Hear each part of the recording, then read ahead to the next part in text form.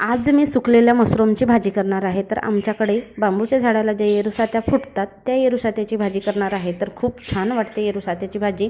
सगळ्यात आधी त्या येरुसात्याचं कळण काढावं लागते, म्हणजे रस काढावं लागते चांगलं शिजवून घेऊन। लसूणची पेस्ट, छान असे मसाले घालून फोडणी देऊन नंतर आपल्याला पाहिजे तेवढा आपण त्याच्यामध्ये रसा करू शकतो। नंतर मी बनवून दिले रुहान्सला डोसे आता खूप जास्त आवडायला लागले। आता बघू किती दिवसपर्यंत डोसे खातो। इकडे निधी खाते आहे चहापोळी आणि बघा सुट्टी आहे तर खूप सारा पसारा काढला। आणि आज काय आहे, आमच्या गावामध्ये मंडई आहे म्हणून हे वाजंत्री लोक येतात मागायला। आपली सगळी कामं केली, कपडे पण बरेच होते ते पण धुवून काढलं। तोपर्यंत निधीची मम्मी येऊन गेली होती। तर ही आहे निधीची मम्मी, म्हणजे माझी जाऊबाई। तिने निधीसाठी घोडा आणून दिला। हा घोडा तिचा होता तिच्या रूमवर, तर आणून दिलं इथे खेळायला। आणि हा आहे निधीचा भाऊ। ते आहे आमच्या गावची मंडई जत्रा। तर निधीच्या मम्मीला राहा म्हटलं पण ती काही राहिली नाही, कारण तिच्या चुलत बहिणीचं लग्न आहे। जाऊबाई सोबत गेलो भांड्यांच्या दुकानात आणि तिथूनच ती माहेरे जाणार